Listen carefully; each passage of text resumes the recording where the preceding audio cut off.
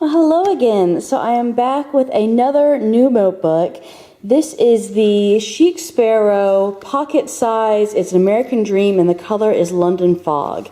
And I did roll this one. So quick story as to how I ended up getting this, because I hadn't planned on getting any new traveler's notebooks. Like no one ever plans on getting any new planners. Well, I saw Carrie Harling's video about her pocket size planning that she's doing. She's using one of these as her main planner. And I'd really liked and thought about getting the London Fog ever since this color was released by Chic Sparrow last fall, ever since Jennifer put up the preview of the colors that she was going to do for the fall. I fell in love with the London Fog, but I didn't really like the American Dream or the Gemini leathers that much. They're just not as much my style.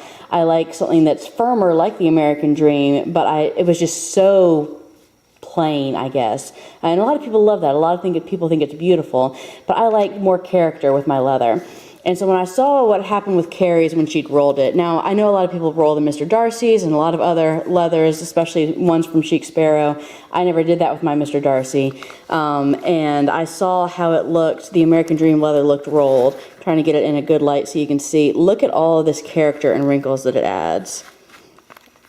So if you don't know what I mean by rolling, if you haven't seen that, all you're doing is taking the leather and literally rolling it up. You do it all the way there, you turn it over and do it the other way.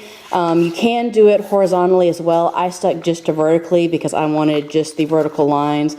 But look at this, let me see if I can get it in the light well. So it's still this gorgeous character. It's a great, nice, thick, and sturdy leather, but also, I mean, it lays flat. Oh. It generally does lay flat, like when you put it out like that. It's not so structured that your books are up like that. Anyway, this is my new beauty, and I did roll it, as I said, multiple times now. I need to stop repeating myself. But I've been using a passport size from Annika Hanby. It's the mask, it's the Sherlock wallpaper themed one. I've been using that as part of my everyday carry, not as my main planner, but as a brain dump. But I've been using it really heavily in the past month or so. I've started doing all my journaling in there, and just, it's constantly with me. I was reaching for it multiple times a day, and it's just that slightest little bit too small. I love the way it felt in my hand, but the notebooks were just the slightest bit too small, so that I was filling them up faster than I'd like, and I don't have a lot of passport-sized notebooks. What I do have are a lot of field note size notebooks. So I decided to go ahead and get a new field note size one that I could take with me and would want to get beat up, because most of the field note size that I have are pretty and I worry about them getting scratched up if I carried them with me and handled them as much as I handle this notebook. And I did sell my Annika Hanby Fox pocket size, field note size notebook, because it just wasn't, it's absolutely beautiful, and it was too beautiful for me to feel good about carrying it everywhere, as rough as I am with my planners. And so it needed to get some love if I wasn't going to be carrying it. So I sold that and bought this, and I absolutely love it. I just have this little Tim Holtz tag on here that says hello. But let me go ahead and show you inside. All that talk, but I did want to show off this leather because it's gorgeous.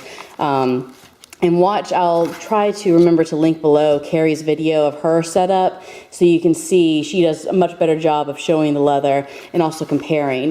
This is just the classic. I did not get the deluxe, but I did opt for the contrast stitching just because I like it. And I think this leather needed it for my preferences, my aesthetic preferences. So I do still have a passport size notebook in here because when I made the switch, I was in the middle of using it. This came in an uppercase box. It's a subscription box for young adult novels, and they also throw little book-themed items in there every month. My husband gave me 6 months of it for Christmas, and so this is one that was in, I want to say the December, maybe January box, but it is unlined, so I will show you my hack for that. This has been just a journal. I haven't been doing brain dump in here because it's just been a journal, so I'm not going to show all the details with that, but I will show my little hack for how I write neatly on unlined pages. So I just make a little writing board, and I take, this was Filofax mini size paper, cut it down to size, put the rings, you can see right there how I had to cut off some of the rings, but cut it down to the size so that it would show up through there. I'll zoom down in a second to see. I did go over in my pen here in my Papermate Flare. I did go over the lines to darken them a little bit, but then I just backed it with scrapbook paper. This was from the public library collection, and then ran it through the laminator. And then I just have a Tim Holtz tab that I got at Tuesday Morning for 99 cents a set of them, to attach it to the page. So let me zoom in so you can see. Hopefully it will show up on camera. So can you see how you can see the lines through there? So it's still the blank page, but it gives the illusion of lines just so you, if you do not write neatly on your own, as I do not, you can have those for a guide. So that's my writing board, and it also helps because I am using my Flare, which is a, let me zoom it back out, which is a darker, more pigmented ink than some others. It helps also to prevent some again to bleed through, I feel like, because it's that harder surface to protecting it. So that is my first book, my journal. Again, I'm not going to show it just because it's all personal stuff. My second book is my brain dump area. Now this, I just started this as a brain dump because I just filled up my previous brain dump, so there's not much in here. This is the Failed Notes Snowblind edition. It's got just grid on there.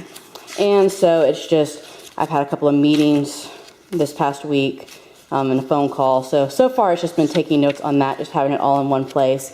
But if I have a lot of stuff going on that I just need to get it out of my head, this is also where that information will go.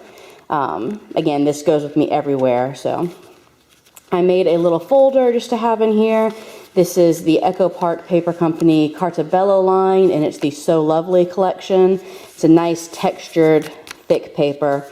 But I just loved these spools. I've been trying to figure out a use for this paper for a long time because I just love this one. So just add some brightness to the gray, and it also is handy to stick things in on the go. As usual, I just have a binder clip, small binder clip to stick my Flare through. Some Target sticky notes, again, just to have as I need them. And then this is currently empty. It's the Shelterwood collection from Field Notes, and it will be my next journal. I just wanted to go ahead and have it in there as I fill this up because I'm writing a lot these days, so it gets filled up quickly, and I didn't ever want to be without. So it's very simple because this goes with me, as I said, everywhere, and it complements my main planner. But this also, whereas when I'm at home, whereas my planner lives on my desk, this goes with me from room to room. If I'm sitting on the couch crocheting or watching TV, it's sitting next to me. When I go to bed at night, it is on my bedside table because I never know when I'm going to have to jot something down or want to do some journaling. So this is literally just attached to me, basically. So that's the reason I needed the small size, but I wanted to have more common, easier to find notepads than the passport size, and I found the Field Note because the Moleskine also works with that. So those are a lot easier to find notebooks, at least where I am locally. But again, this is the Chic Sparrow London Fog color on the American Dream leather, and I did roll it to get the pretty variation. And also, in addition to just aesthetics, rolling it softens it up much quicker. So it's already they made, Jennifer got the leather cut thinner, so it already would form better than the original American Dream leather. But this just is so soft. I mean, as soon as I rolled it, there was no stiffness left. It's still got some snap to it, I guess, but it's also very bendy and it just feels wonderful in your hand. So yeah, thank you so much for watching. This was kind of quick, and I apologize for the repetitiveness of some of it. But thank you again, and I hope that you got some good ideas, and I will see you next time. Have a great week. Bye.